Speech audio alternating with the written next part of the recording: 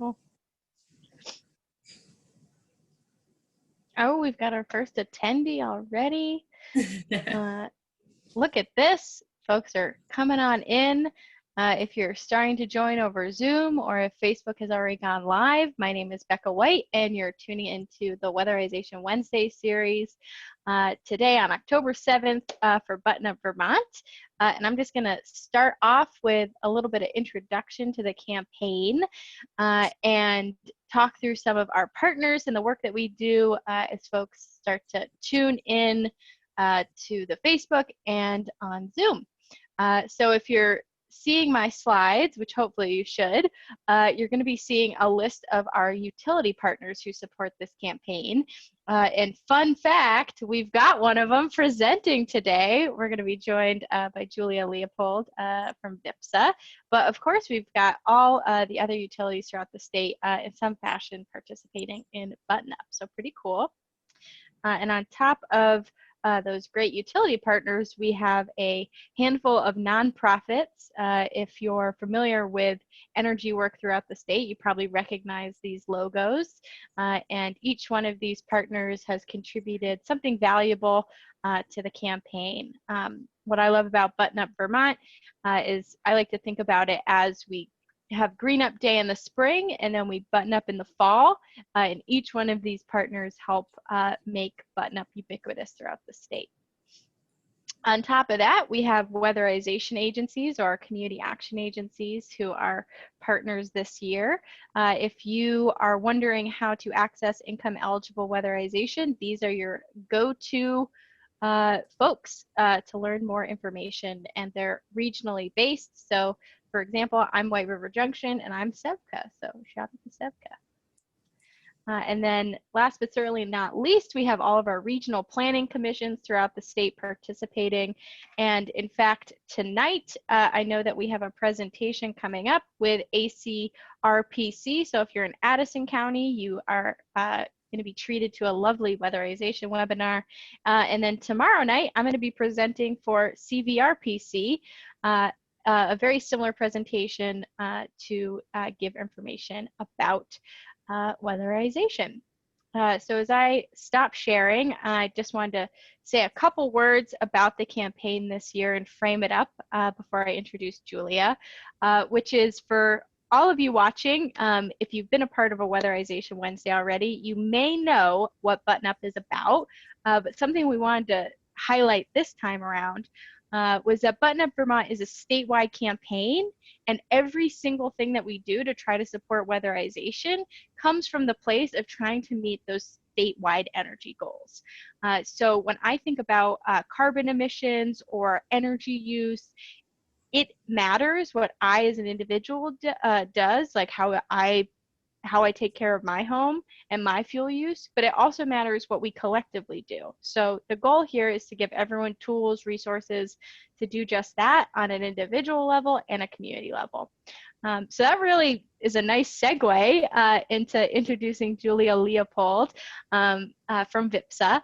And what's been fabulous about working with Julia over the last year at my time with Efficiency Vermont has been getting to know this organization. And something that's interesting is I think a lot of us may interact with VIPSA in some way, but may not know, or we might be familiar with the program, but might not be sure like who is VIPSA in the work that they do. So yeah, Julia, I'd love to have you take it away and tell us, just to kick it off, you know, what the work is that you do and the organization itself. Sure. Hi, everyone. First of all, thanks so much, Becca, for having me here today. Really excited to get to spread the word about VEPSA and what we do. So, Daniel, I think if you're able to pull up the PowerPoint, I can kind of take it off from there. So VEPSA stands for the Vermont Public Power Supply Authority. That's a really lengthy way of saying that we're an organization that helps support municipal electric utilities. When it comes to Vermont electric utilities, you can go on over to the next slide, Daniel.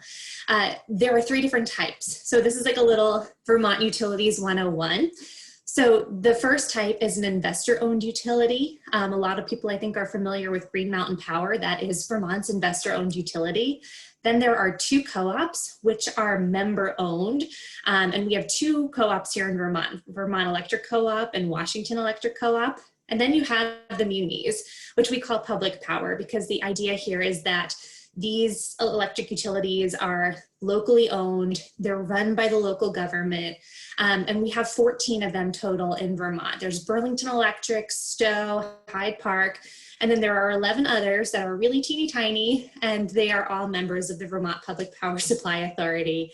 On the next slide, you'll see kind of where we work around the state. Each of those little stars represents the location of an electric utility, and you can see we're literally all across the map, all the way up in northwestern Vermont, where Swanton Village is, down to very close to Massachusetts. That's where we have Village of Jacksonville. And I mentioned that these are all really teeny tiny utilities. We have less than 6,000 customers at each utility. And for comparison, Green Mountain Power has over 250,000 customers.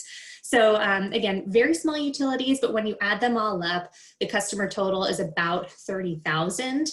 On the next slide, you'll see that that is a minority when it comes to who is served by public power. Only 1 in 7 Vermonters are served by public power. And essentially what happened was several years ago, back in the 1970s, all of these small utilities that were again run by government, local government, got together and said, we need some backup. A lot of the utilities only have like 1, 2, maybe 3 people on their staff. And as services evolve, they realized we need a little help. We need some people to come in and just help provide these services to our customer. So on the next slide, you'll see that in 1979, the Vermont legislature decided to create the Vermont Public Power Supply Authority. And the idea here is that these collection of municipal utilities could come together, form this organization to provide that backup support. So we say that we provide services and solutions to community-owned utilities. And the idea here is that it allows for beneficial consolidation, that we can get some centralized services going while also maintaining that local control. I think local control is really at the heart of everything that we do here at VEPS, that we want those individual utilities to have their ability to be unique. Every community in Vermont is different, and those that have municipal electric utilities get to have their say in how their utility is run. We don't want to detract from that. We just want to make sure that each utility has the standard of service that they're offering. So some things that VEPSA does: we do power supply purchasing, we offer financial services, rates and planning. So if there's a rate case coming up, if the rates need to change for some reason, we're doing some of the back end work. We also do legislative and regulatory assistance. I'm partly involved in that, along with another one of my coworkers. We go and advocate for our member utilities at the State House. We provide IT support, and then we do communication and outreach. And that's largely my role, is I get to talk about all the wonderful things that we get to do here at VEPSA. Just a couple more quick slides about us, just to kind of, toot our own horn. Public power utilities really don't do that all that much. You haven't probably heard a whole lot of marketing from public power utilities, but we've achieved some really great things, and I think it's worth mentioning. So for example, we're renewable. We are currently 60% renewable and 90% carbon free, and that is on par with many of the other utilities in Vermont. I think we're all doing a really good job when it comes to our carbon footprint and our renewability. We're also reliable at public power utilities. Over the course of a year, power outages in our communities are 42 minutes shorter than in the rest of Vermont. And I think a lot of this has to do with the fact that everything is so localized within our utilities. The line workers live right there. And there's also this idea that because the utility is part of the community, that they care about their customers. It's your neighbors, it's your friends, it's your family. Of course they want to get your service back up and running, because they know if they don't, they're going to hear about it when they bump into you at the grocery store. So it's this interesting idea of just having everything so localized. And finally, this is really also at the heart of our municipalities. We want to keep our rates affordable. On average, our municipalities offer household electric rates that are 11.3% lower than what the typical Vermonter pays. And I can tell you, we have a few utilities that are as much as 30% lower than the typical Vermonter. So just some really fantastic things about public power utilities, the things that we're doing, where we're working. And I'm glad that you all are giving me a chance to kind of brag on public power utilities a little bit, because this is actually Public Power Week, where we're celebrating all of the municipal electric utilities out there, including the ones that are in Vermont. Becca, do you want to chat? Or do you want me to just keep going, or? Well, I was going to say, Julia, I think you've highlighted some really cool things. And what I'm excited to talk about next is the fact that when we think about electric utilities and we think about weatherization, for me, I thought that everybody kind of understood why a utility might consider weatherization to be important to them, either as an organization or maybe for their customers specifically.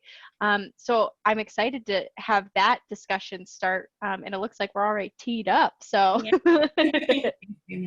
yeah, no, I think that's a really good point. And first and foremost, for the municipal electric utilities, the community-owned ones, like I said, the people that work at these utilities are members of your community. So naturally, they're going to care about your comfort. So it's important to utilities that you're comfortable in your own home, that you're staying warm in the winter, that you're staying cool in the summer, and that you're also able to put food on your table and pay your bills. That's part of having a thriving community, is having people who are able to meet their basic needs and then some. So for the municipal electric utilities, weatherization is important because it means that your community is able to thrive in that matter. But weatherization is also important in helping us meet our goals. So some of you probably already know this, but I just wanted to give you kind of a brief overview of the renewable energy standard in Vermont and how it applies to utilities. So the Renewable Energy Standard, I think, was established back in 2015, and then it kicked off in 2017. And what it does is it establishes a renewable electric generation portfolio for each of Vermont's utilities. And that portion of renewability within your electric generation portfolio increases over time. It gets broken down further into a few different tiers. So tier 1 says that, okay, part of your portfolio of electric generation has to come from these large renewable energy generators. And those can be across all of New England and parts of Canada. A lot of those generators are large hydro facilities. Hydro-Quebec is a big one.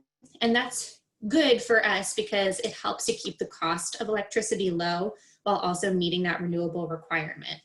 Then you have tier 2, which started at 1% in 2017, increases to 10% by 2032. And this is more of that small in-state generation. So this is like when you're driving and you see rooftop solar, that's part of tier 2. So essentially we're getting larger and larger portions of our electric portfolio coming from these 2 types of generators. And then there's kind of the wild card. This is like what makes the Renewable Energy Standard really interesting. It's tier 3. And tier 3 is about energy transformation projects. It requires utilities to participate in these energy transformation projects. If you're like, what is that? That's anything that reduces fossil fuel use and increases, ideally, beneficial use of electricity. So the idea here is that over time, our electric generation is getting cleaner and greener. It's more renewable. Ideally, it's becoming more carbon free.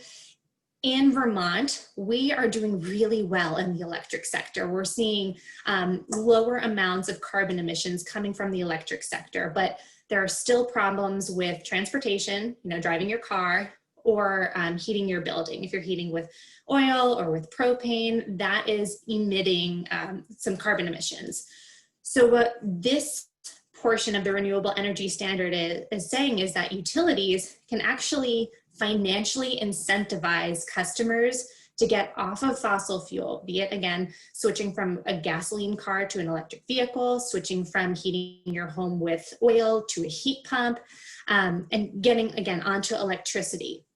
So we can give you incentives for that. And when you pair that with weatherization, we're actually able to meet that goal a little faster. It allows us to meet that, that legislative statute more easily if we're seeing beneficial electrification paired with weatherization. And if anyone has questions on that, I'm happy to answer, because I know that's like a really kind of abstract concept. Julia, I think you are the first person of, don't out me to all my colleagues, of many people who have just explained, or who have explained tier 1, tier 2, and tier 3 to me. And that is like the first most crystal clear way of explaining it I've ever experienced. So even for someone who thought she knew all about this is great. Yeah. So I'm for your next slide, I don't know if there's anything more on tier 3 that you wanted to jump in. No, because I'm happy. I have a feeling I know what you're going to talk about. And it's, we talked about the fact that utilities can offer financial incentives. So it's like, where can I get this? Exactly. Yeah. So like I mentioned, VEPSA provides services to our 11 municipal electric utilities. And one of those services is that we offer rebates on these different items that can get you off of fossil fuel and onto electricity. So that could be an electric vehicle, could be an electric forklift, could be a heat pump water heater, which actually heats your water in your home.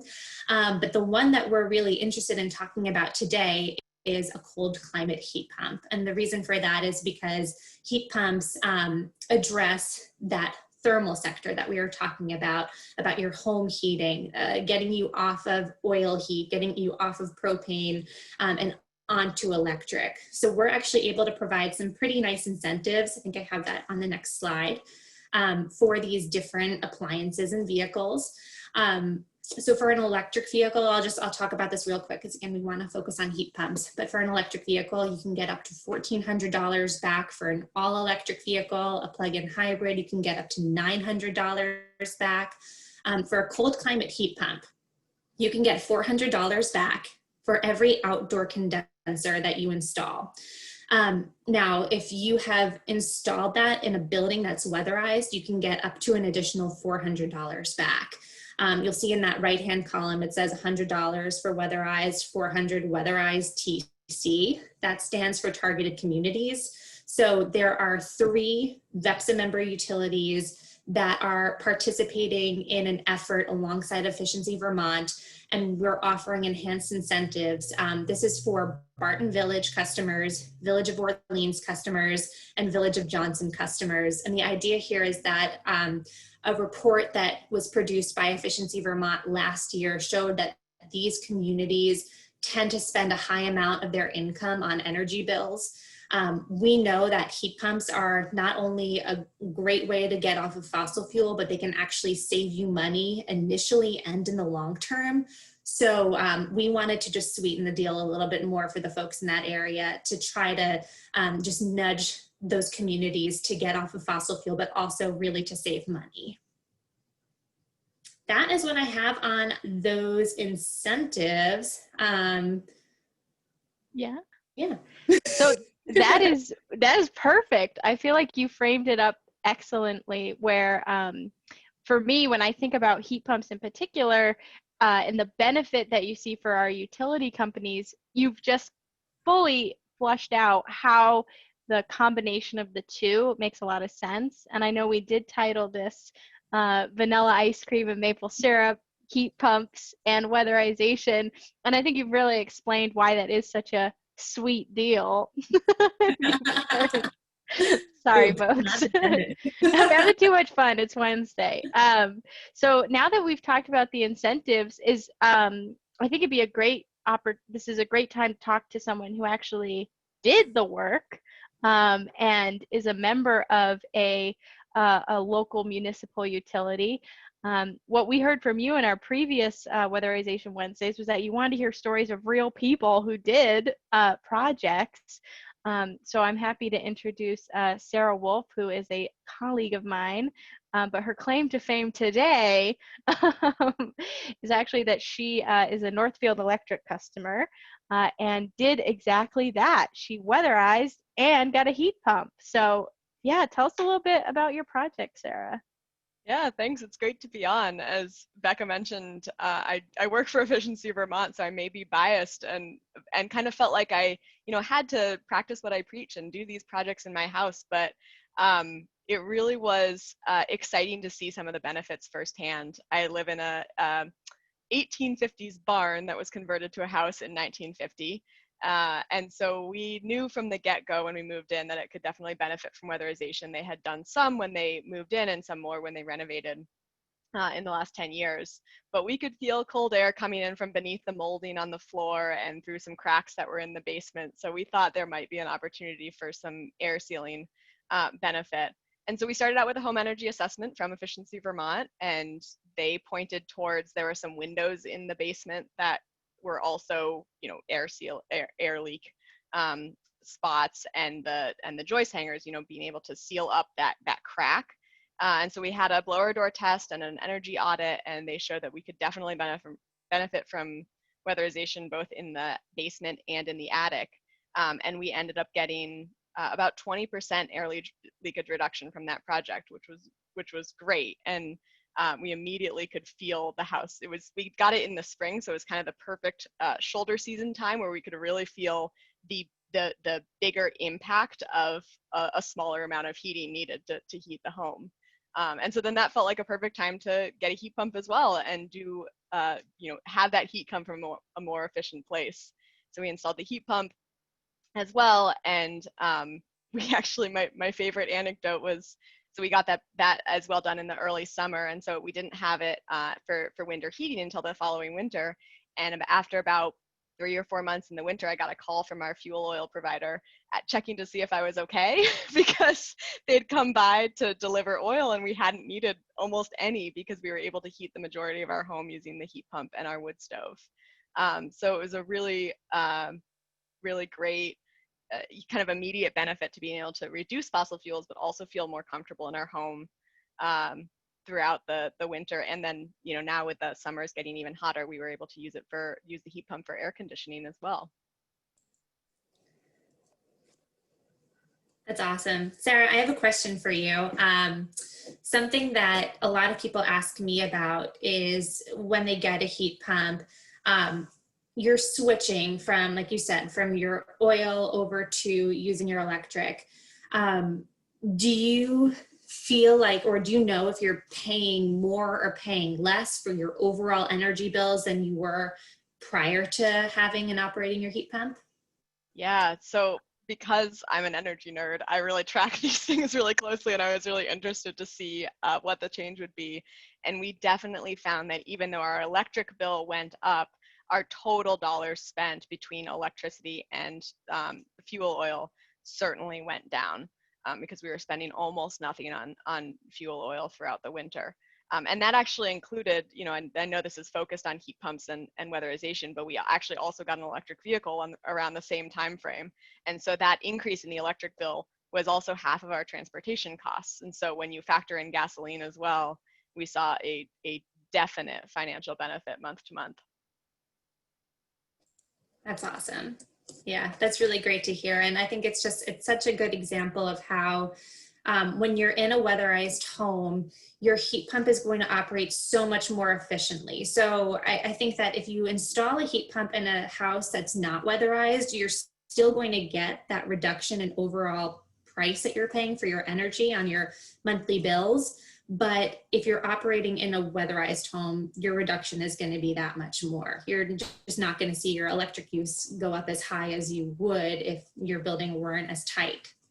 Absolutely, or feel the benefit of the heat pump throughout the house. It would just escape through the cracks before it got to other rooms in the house. Wow. Well, I had some questions in case we didn't get to any points, but you both nailed it. And what I'm excited to just highlight again is that you were able to get incentives in a couple of different places, which is really cool because I think we hear from Vermonters who watch these, that the financial piece is so key. And I think when we can show that there are incentives out there that not only give you a benefit if you weatherize, but actually then help you transition to a different fuel source, that is like the perfect combination. So thank you, Sarah. Did you have any other questions, Julia? Or I know we've got someone else who can talk about their story too. Yeah, I just, not really a question, but I want to let people know, because this is another question that I get very frequently is, if I'm, I just installed a heat pump, am I eligible for this rebate? The answer is that if you qualified for the Efficiency Vermont instant discount and you're a customer of a VEPSA member utility, yes, you automatically qualify. And the idea here is that we want to stack our incentives. We want to make sure that you're installing the most efficient appliance that you can possibly be installing, and that's kind of what Efficiency Vermont takes care of. And then on our end, we're saying, and we also want to make sure you're getting off of fossil fuel and onto electric. So it's like this nice added bonus. And I know the Efficiency Vermont levels do change every so often, but the answer is always that if you qualify for theirs, you qualify for ours. And I think we've gotten a few questions in the chat and in Q&A that I think kind of get to that, some of those more specific questions around heat pumps, like if they would work in certain situations. So I know, Sarah, you've responded to this question both in your work and in real life, but could you tell us a little bit about cold temperatures in Vermont and how your heat pump has handled that? Yeah, the scientific answer is that, heat pumps get less efficient the colder it gets. And we've certainly seen that. We actually, again, it's going to keep coming back to the fact that I'm an energy nerd, but we also have a Sense home energy monitor so that we can really see how much the different electric appliances in our house are using. And so I was watching it throughout the winter, and you would find that it would use more on the coldest days, but we never had a time where it stopped working, where it was totally ineffective. But what we did was we set up our furnace, that we set the thermostat to be at, I think, 60. And so if the house ever dropped below 60, if the heat pump wasn't doing what it needed to get it there, then the furnace would kick on. And if we were ever like shivering upstairs, then we would just kick the furnace on to give a little blast of heat. And so we kind of used them in tandem in that way, where the heat pump was the primary and then the furnace was the backup. And again, there was never a day, and we did get into those negatives last winter. There was never a day where it didn't work. So it's more that it will use more electricity on those coldest days because it's a little less efficient, but it'll still function as a good heater. And I can jump right in. I saw there was another question on the comparison to a space heater, and I actually, because of that home energy monitor, have an informed answer on that, which was that I did a comparison. We had a space heater, and I plugged it in to just see, would this be effective for adding a little bit of in-room heat? And the space heater used more electricity than the fridge, the dehumidifier, and the heat pump combined. And was, maybe it was heating up the room, but it was heating up one little space, and the heat pump heats up our entire downstairs. So, there can be a role for them, certainly if you've got rooms where it just doesn't make sense to have, a full heating system, but it is, and my brand may not be, the most efficient, but they are much, much less efficient than heat pumps. And I did just we have one other question that I thought we'd jump into, and that I'd love to pull Richard Carr into the discussion as well. But Julia, I lucked out and I saw a chart that you had made a few days ago for a specific utility and kind of looking at the different rates. But more broadly, is there a benefit to having a heat pump if you are using natural gas, for example, or that kind of fuel? I know we've talked a little bit about more traditional fuel oil, or maybe fuel oil where folks don't have natural gas, but yeah, do you have any info on the price comparison there as people make decisions? Sure. Yeah, I think so much of it depends on the price of the backup heat. So right now, during the time of COVID, we've seen fuel oil prices just tank. And that could mean that there are going to be times where it's more cost effective to run your oil than it is to run your heat pump. right now, I think the cost of fuel oil is just under $2 a gallon. And if your electric rates are somewhere around 15 cents a kilowatt hour, which is I think pretty normal for a VEPSA member utility, you're going to see that threshold somewhere in the teens to single digits. So that means that really it's going to be the most cost effective to run your heat pump during more of those shoulder months, you know, when the temperatures are in the 40s, 30s, 20s, and then once you get into the teens, it might make more sense. But now let's say we see those oil prices rebound back to where they were a year ago, which was I think more like $2.60 a gallon, then you're starting to see that temperature threshold drop. Maybe you can get down to 5 degrees, maybe you can get down to 0 degrees, and it would still be more economical. Natural gas remains a competitive option in terms of price. So there are some times where it is more cost effective to use your natural gas heating source than it is to use a heat pump. But natural gas is pretty limited in Vermont. We're mostly seeing people, you know, on oil, on propane, on wood. Again, same kind of a situation. If you have wood and it's free, if you're just going out and harvesting your own wood, then again, that might be more of a cost-effective option for you than a heat pump. I think the takeaway is that a heat pump is not a perfect solution for every single person in every single household, but it's a really viable option for a lot of people and one that's worth considering. I think that was the perfect summation right there, because I feel like we get very specific questions, and especially since this is meant to talk about heat pumps so specifically, if you have a situation where you're not sure and you're kind of weighing that cost benefit analysis for your home, we also have lots of resources on the Efficiency Vermont website, for example. You can call like customer support, you can reach out to your member utility. Like those conversations are definitely something that we might keep kind of vague or general here today, but you can definitely dive into more of the details with a resource in your community. So I did want to introduce Richard, and I'll note we're at 12:30, so if you were thinking this was only a half an hour, this is your warning that we've met that point. But Richard is from Enosburg, and I know that you had some specific projects that you had done, and I know that we had some turning on the video piece, so Daniel, I don't know if you might be able to turn on Richard's video for him. But it would be great to hear a bit about the projects that you did in your home, Richard, and the work that you did as a part of Enosburg Electric. Yeah. Hello, everyone.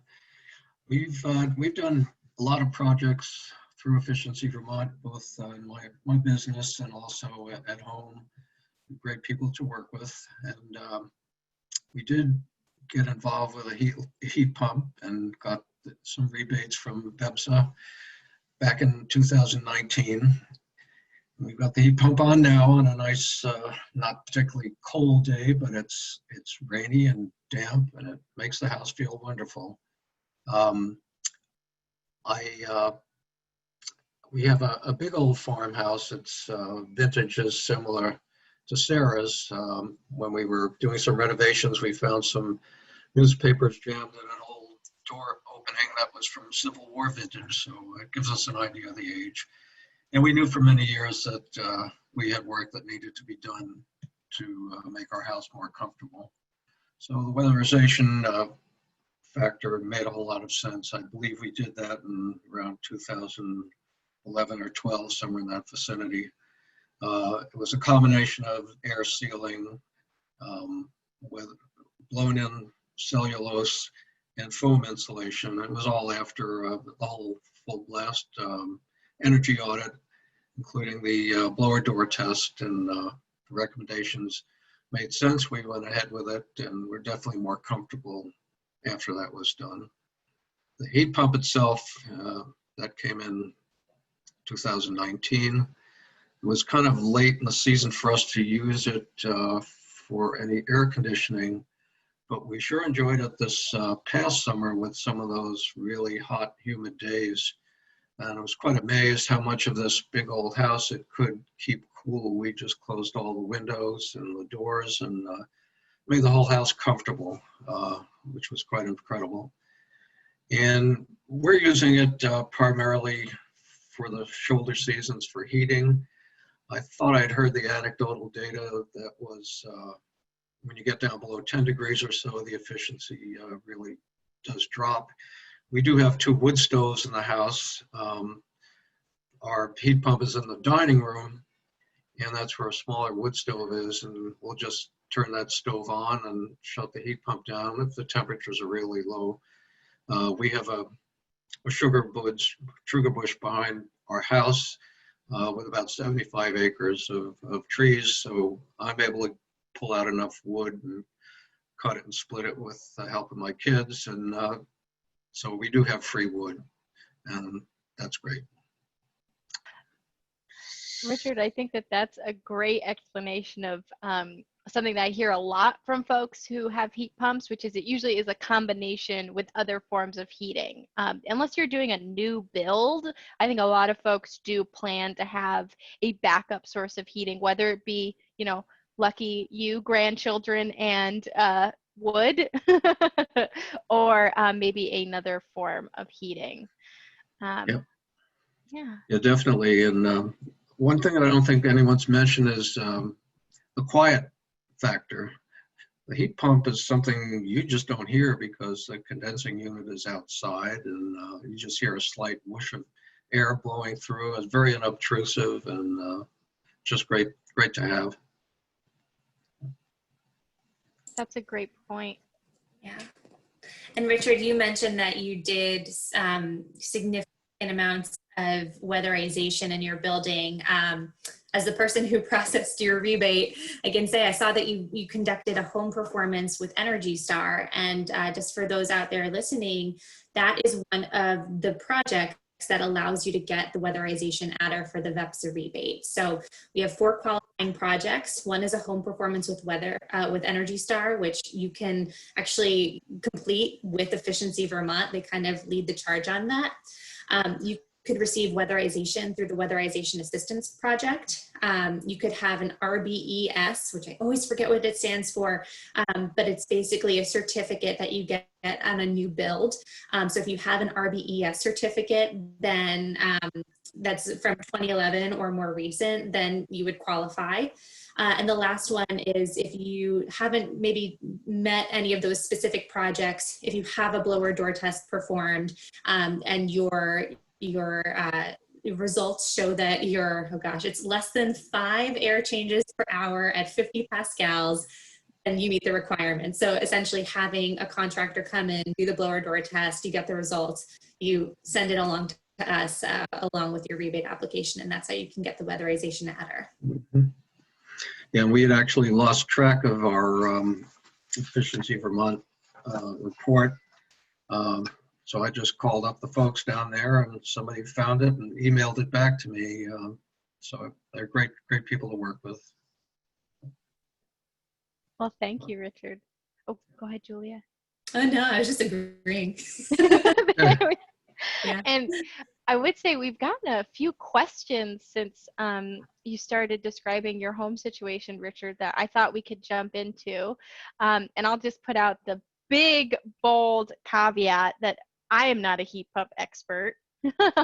And some of the questions we have are specific situations. So I would put it out there again, just like Richard, just like Sarah, they got advice from a professional before they made a decision about heat pumps or types of weatherization. So I would use that as a real starting point if you're thinking about making a transition. So I'll just start by saying we did have a specific story that was lifted up, which is a person who lives in a 100-plus-year-old house. They weatherized it several years ago, and then last fall they installed a Fujitsu heat pump upstairs and downstairs. And what this person found was their downstairs, which is an open concept, that heat pump did a great job both for heating and cooling. But then upstairs, where they did have the space more divided in separate bedrooms, they had difficulty with that. It wasn't doing as good of a job as an open concept, especially in the summer when they did have to use fans, for example, for cooling. So I think that's a great thing to point out, is if you do have an open space, heat pumps do work better versus I think what many Vermonters might see in those older homes with those teeny rooms that are kind of separate throughout. So.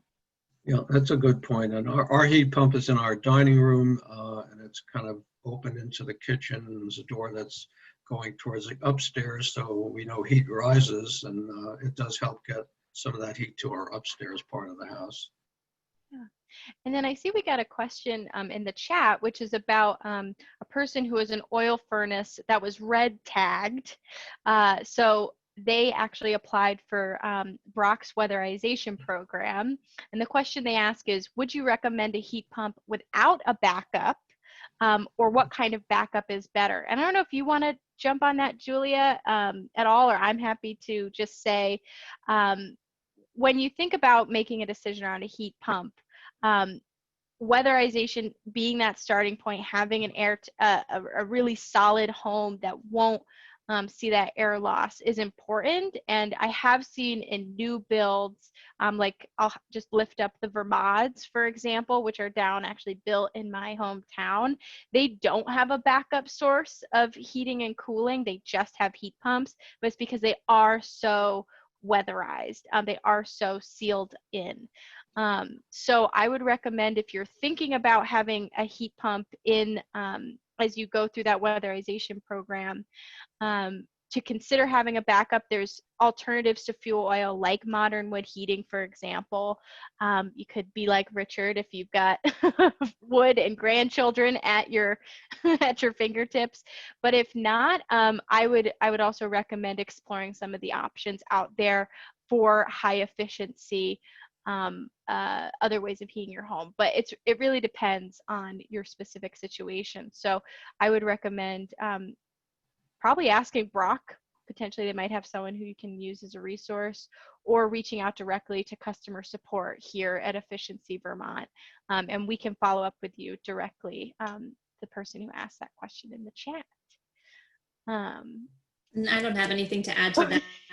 What we typically see is that people do tend to have some form of a backup, and a lot of that can also just depend on your own personal situation. You know, do you have a young child at home? Do you have someone who's older at home that you really need to have some reliable heat, where if your power goes out during a winter storm, you want to make sure you have that backup? So again, very much depends on that personal situation and on the state of your home and how airtight it is. But Becca had great recommendations. Reach out to BROC, reach out to Efficiency Vermont. There are people who can help you make that decision based on your circumstances. And I think you'd also want to factor in the cost of the electricity. Is it a particularly high rate, or is it low or reasonable, before you make that decision? Great point, Richard. And then I'll actually throw this question out both to Sarah and Richard. We have a question about heat pumps. Are they high maintenance? You know, how much time are you spending making sure that your heat pump is working at its best? Yeah, well, mine's been running for about 1.5 years. Haven't had any issues with it, and I've taken the filters out a couple of times. They don't even seem like they need much in the way of cleaning. I sometimes wonder if I'm doing enough, but it's been functioning just fine. Yeah, I'll agree with that. I have cleaned the filters a few times, but they're so easy to clean. You can just vacuum them. So it's like if I'm already in the room vacuuming, then I'll just take them out and vacuum them. And, particularly right now, as we're spending a lot of time in our homes, air quality is very important. Mm-hmm. So I would, put a plug in for cleaning those filters, but it's certainly not a lot of work, and something you should be doing with a furnace as well.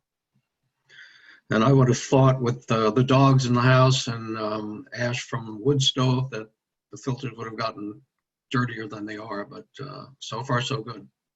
Agreed. Yeah, we had talked about before this, maybe some animal shedding season is starting for different members of this call. So, and I'll ask this group as well.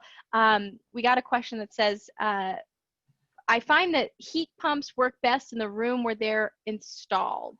Do the fans help move that air around? And kind of, I think, asking if their downstairs is open somewhat, will that air actually get to different parts of the home? And just as like an anecdotal, if you have experiences on that. Yeah, well, I think sometimes my heat pump is smarter than I am. There's all kinds of directions that you can move the air. up, down, side to side. There's a lot of variations you can perform there. We had it set when the installer originally came. I don't think we've changed much of anything. And it's pushing the air away from the wall that it's closest to and directing it towards the open space. Yeah, we did end up adding a couple fans in just to our upstairs is not as conveniently located as it sounds like Richard's is. So we wanted to try to push the air upstairs. We found a little like 5-inch square fan that can be mounted in the corner of a door frame. That's been working really well. It's really quiet, but it does help to move the air around if your house isn't as open. So yeah, we did try that out and it's been helping. That's a great, both perfect examples to help someone make that decision. And I see we've got one more question that we haven't resolved. And then we're coming up close to the 12:45 mark. So just want to call the time out. And I think this question gets a little bit in depth to how you continue to make that decision about if you want to get a heat pump. But we have a question that says, our family was only aware of natural gas furnaces until we moved to Vermont a couple years ago. Could you explain just a bit about the different heating systems, how they work, and what is most efficient and why? And I would just frame this as, that's a big question. And for resources to get answers, to start to pick through what might be the best choice for your home, I would recommend, again, checking out the Efficiency Vermont website on the topic. Oh, and look, Daniel Shearer, if you're in the chat, Daniel has read my mind. He just put in a guide to home heating systems from the blogs that we do at Efficiency Vermont. Because it's true. I would just underline that you can make a decision about how you heat your home, but making a decision about how to do it efficiently is the way that I try to frame it up. You can choose to heat your home in many different ways. Clearly, we love heat pumps on this call. But if you are starting to weigh those cost benefits, you're going to want to think about how efficiently are you using the energy that you're purchasing in any form of heating or cooling. So I'm not seeing any more questions. Oh, go ahead, Julia. So we've mostly been talking about the type of heat pump that's also commonly referred to as a mini split, which is a ductless type of heat pump. And in that situation, you don't need any ductwork in your home. You have an outside condenser and you have an indoor compressor.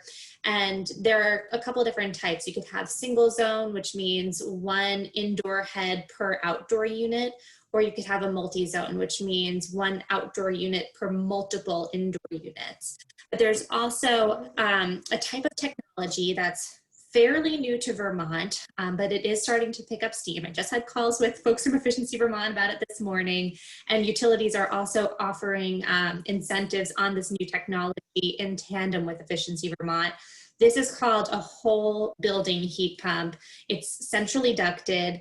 It essentially takes advantage of any existing or new ductwork that you have in your home and allows you to heat your home using efficient heat pump technology, but not necessarily with those indoor heads and those outdoor compressors per each head. So just something to keep in mind.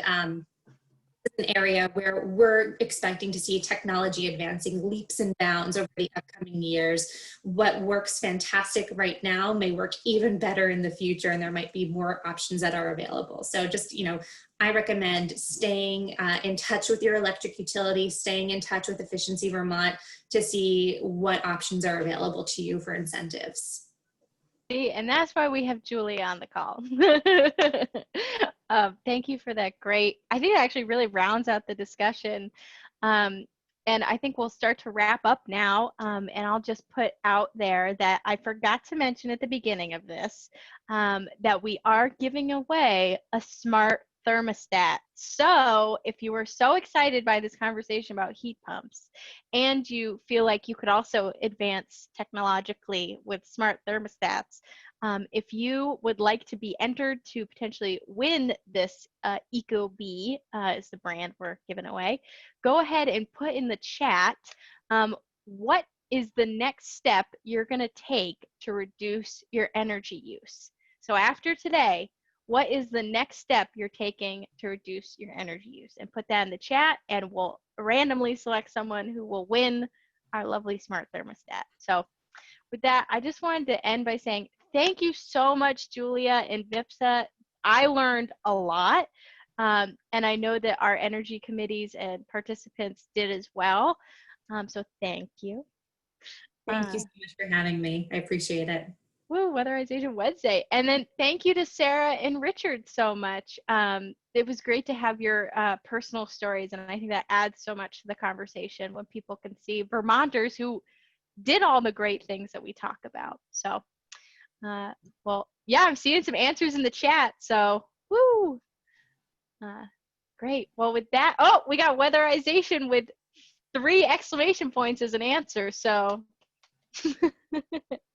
well, thanks everybody. And if you've got your note there in the chat to win, we'll shoot you an email if you get it. And with that, I would say have a great rest of your Wednesday. So. Thank you. Bye. Bye.